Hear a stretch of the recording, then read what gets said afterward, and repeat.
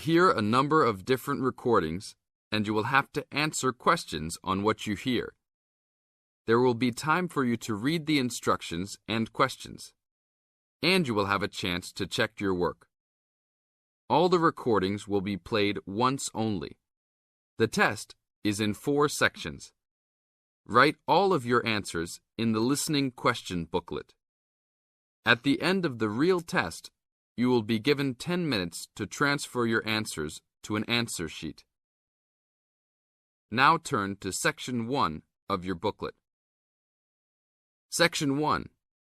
Listen to the telephone conversation between a student and the owner of a paragliding school and answer the questions 1 to 7. Now you have some time to read questions 1 to 7.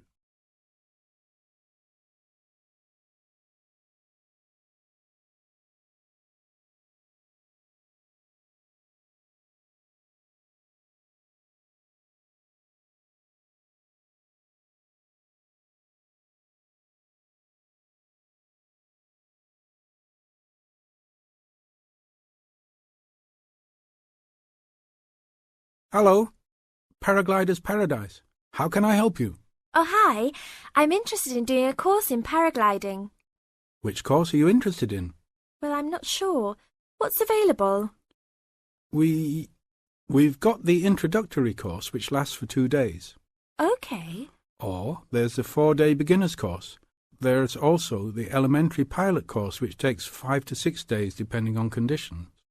We might try the beginner's course. What sort of prices are we looking at? The introductory is $190. The beginner's course, which is what you'd probably be looking at, is $320. No, sorry, $330. It's just gone up.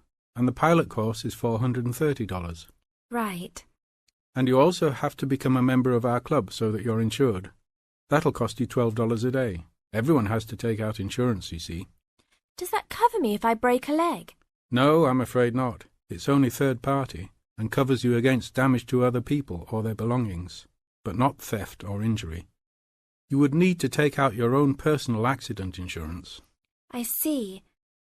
And what's the best way to get to your place? By public transport, or could we come by bike? We're pretty keen cyclists. It's difficult by public transport, although there is a bus from Newcastle. Most people get here by car, though, because we're a little off the beaten track. But you could ride here, okay? I'll send you a map.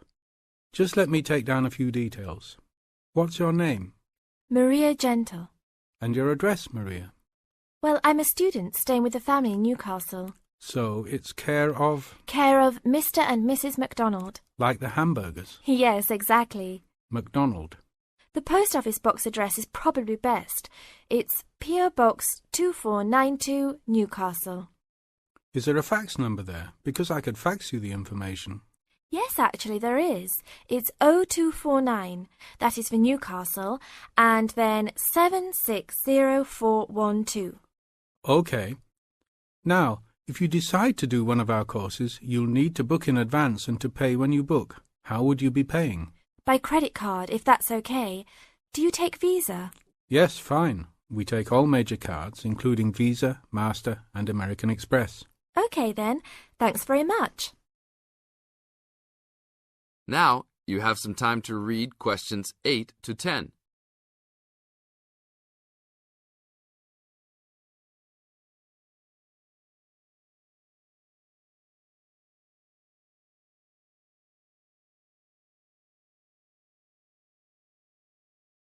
As the conversation continues, answer questions 8 to 10. Hi, Pauline. Hi, Maria.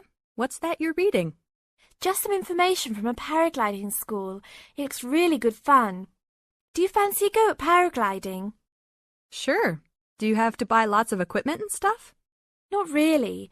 The school provides the equipment, but we'd have to take a few things along. Such as?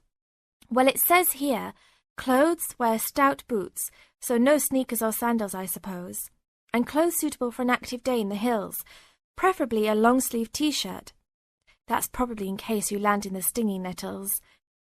It also says we should bring a packed lunch. We do not recommend soft drinks or flasks of coffee. Water is really the best thing to drink. We'd also need to bring suntan lotion and something to protect your head from the sun. Okay, that sounds reasonable. And where would we stay? Well, look, they seem to operate a campsite too, because it says here that it's only $10 a day to pitch a tent. That'd be fine, wouldn't it? And that way we'd save quite a bit because even a cheap hotel will cost money. Or perhaps we could stay in a bed and breakfast nearby. It gives a couple of names here we could ring. I think I might prefer that. Hotels and youth hostels would all be miles away from the farm, and I don't fancy a caravan. No, I agree. But let's take a tent and pray for good weather. Okay, let's do it. What about next weekend? No, I can't. I'm going on a geography field trip. And then it's the weekend before exams, and I really need to study. Okay then, let's make it the one after the exams. Fine. We'll need a break by then. Can you ring and... This is the end of Section 1. You now have half a minute to check your answers.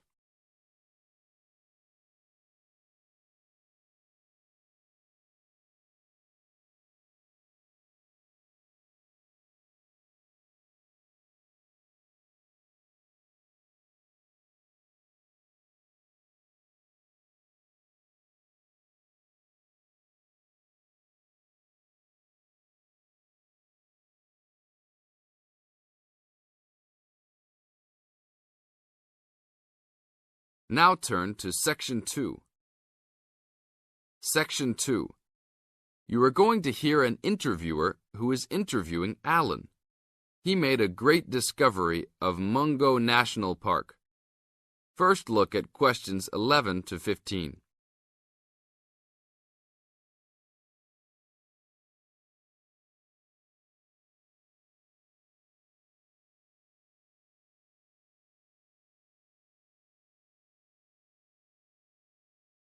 As you listen to the first part of the interview, answer questions 11 to 15.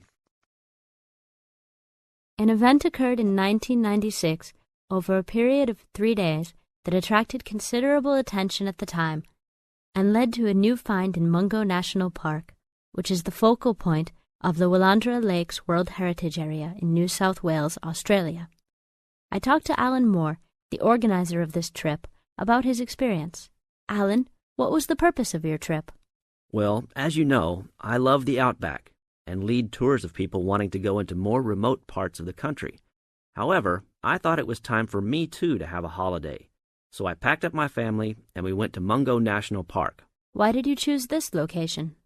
It holds a record of Aboriginal life stretching back over 40,000 years.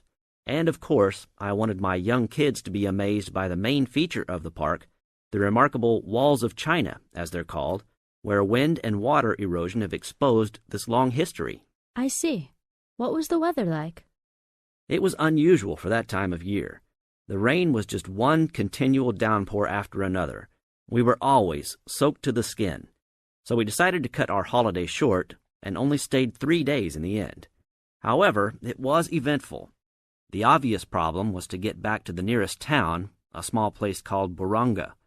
But the dirt roads out there are always impassable after rain, so we settled down for a long, wet wait in the park. We didn't really mind because the scenery was so interesting. However, the kids wandered away without our noticing, and eventually we realized they must be lost. So we used our two-way radio to contact the park rangers and the police, and a helicopter was sent.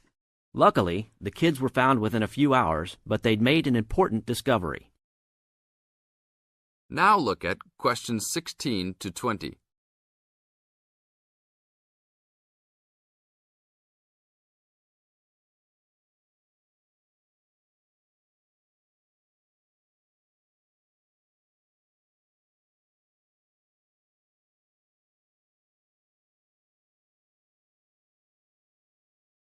As the talk continues, answer questions 16 to 20.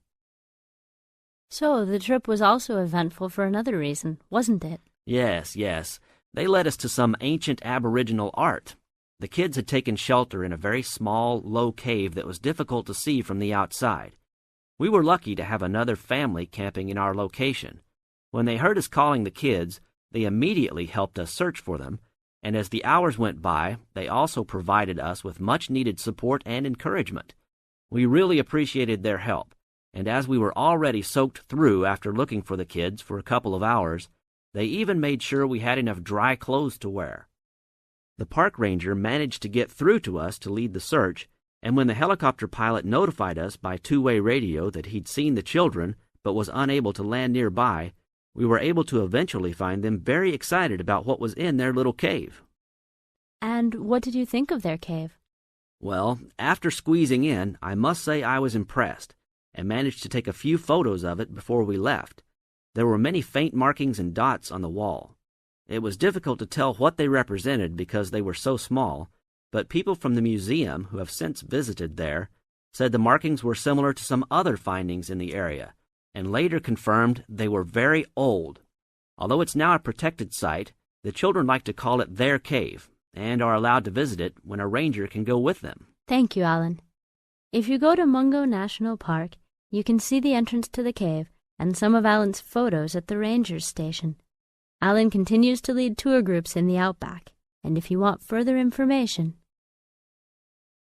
This is the end of Section 2. Now you have half a minute to check your answers.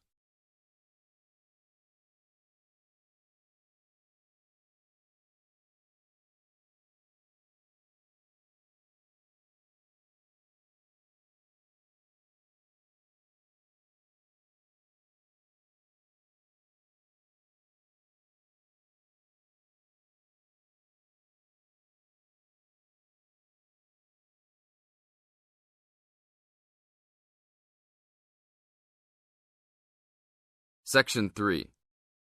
You are going to hear a conversation between Sally and Ben.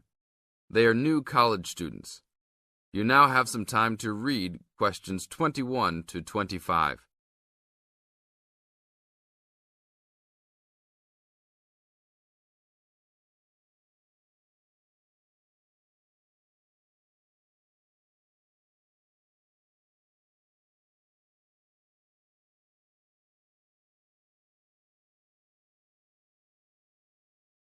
Now, listen to the first part of the conversation and answer questions 21 to 25. Hi, Ben. Sally. How are you? Fine. I wondered if I'd run into you. When did you get here? I only arrived last night, just in time. I prefer to travel on Sundays to miss the working rush. I suppose you arrived in plenty of time. Oh, I've been here for 4 days now, so it must have been Thursday that I arrived. I like to have a good chance to look around and settle in. I should have come earlier too. I'm hoping to get a part-time job. Well, you've no time today, I suppose. Do you still plan to be an architect? Yes, it's what I've always wanted to do. And you were planning to do economics, weren't you? Yes, I was, but now I've decided on psychology instead. How many textbooks do you have to get? I've been given this long list, and I'm sure they'll cost a fortune. See? That looks a lot. It's longer than my list. Well, it's 14 all told. So I might use library copies instead of buying some of them. What about you? I'll probably buy the whole lot of mine because I only have 5 on my list, although I'm sure there are many more I'll have to read. Luckily, we don't have to read them all straight away. Have you got your class timetable yet? It came with the book list. When do your lectures start? Tuesday. That's tomorrow. How about yours? Oh, I've got an extra day, the day after yours start. Now you have some time to read questions 26 to 30.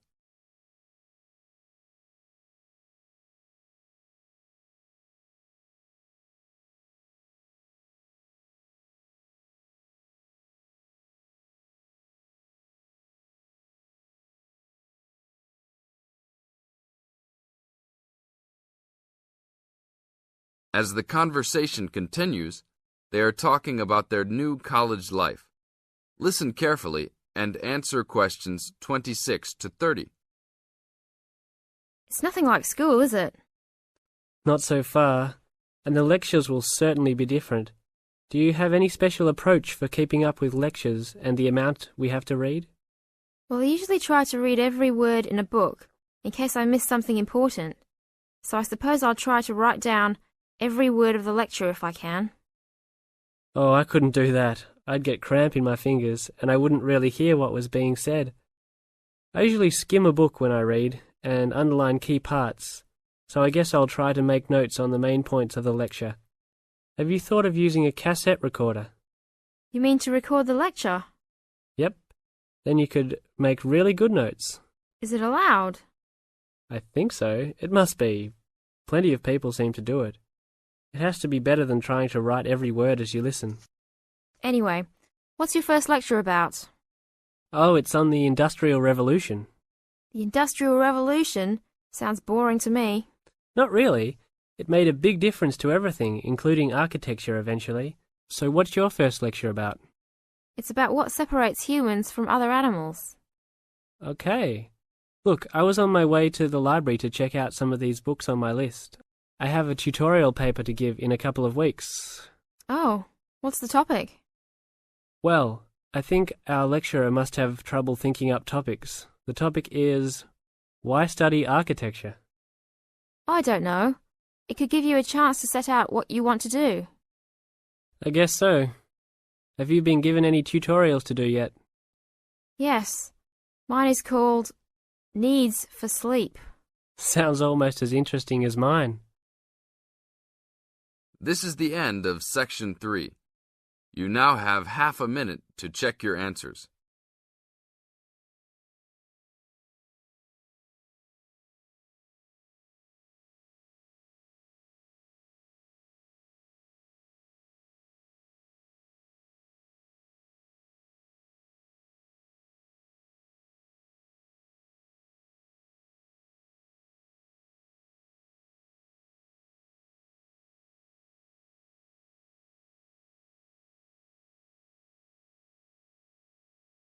Now turn to Section 4.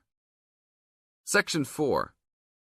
In this section, you are going to hear a talk introducing the courses and entry requirements of the Department of Psychology. You now have some time to look at questions 31 to 35.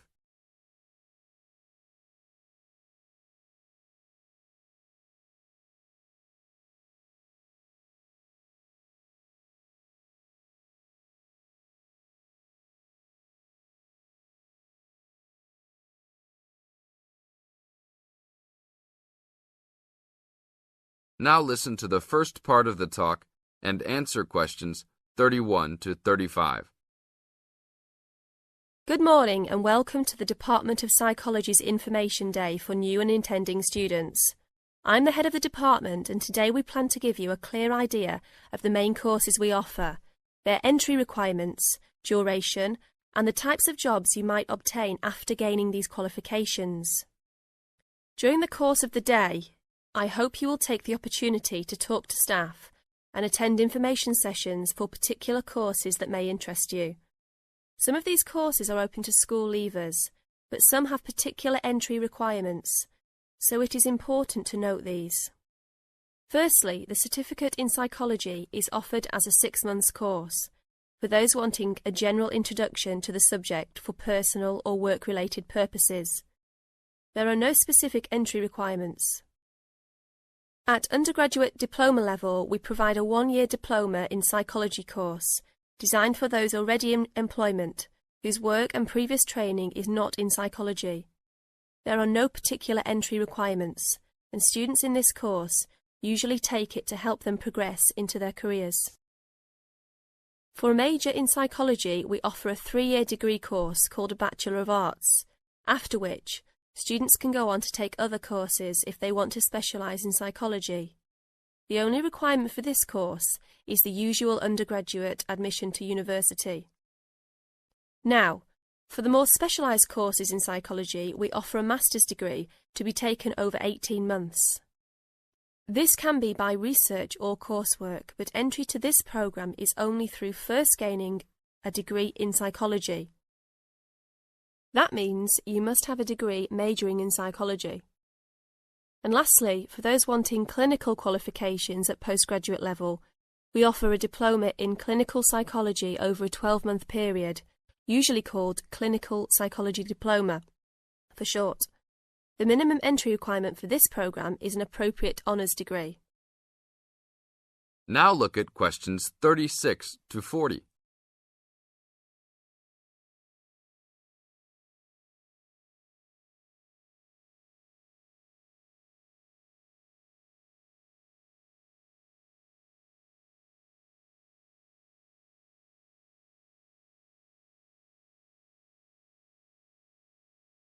Listen carefully and answer questions 36 to 40. Now, it's also important that you have some understanding of the types of work these courses can prepare you for, and it's useful to know the relationship between the work you might do after you complete the course and the work of others who have studied different courses in psychology. As I said before, the certificate in psychology is for personal interest or possibly for work-related purposes, but doesn't qualify you in any particular way. Our students in this course can range from women who have stopped work to care for their children, and the children have now commenced school, to the support staff in a specialised publishing company. They really vary a lot. The undergraduate diploma usually attracts people working in offices such as banks or in some government departments. If you gain a degree with a major in psychology, again, you are not professionally trained, but this could enable you to undertake further training to obtain professional qualifications, or it might just be part of a first degree that will help you to get a good job that doesn't require particular specialisation at that stage. After completing a master's degree, you would expect to have some specialisation, perhaps in research or on a particular aspect of psychology, such as child development. For those who also have a clinical diploma, there are a wide range of jobs available. Some focus on helping people with personal adjustment or family problems. Others might concentrate more on using psychological tests, or perhaps working in particular institutions, such as those for the mentally ill, or in prisons. There are many other job opportunities, so if you are interested to discuss possibilities with any of the staff today. This is the end of Section 4. You now have half a minute to check your answers.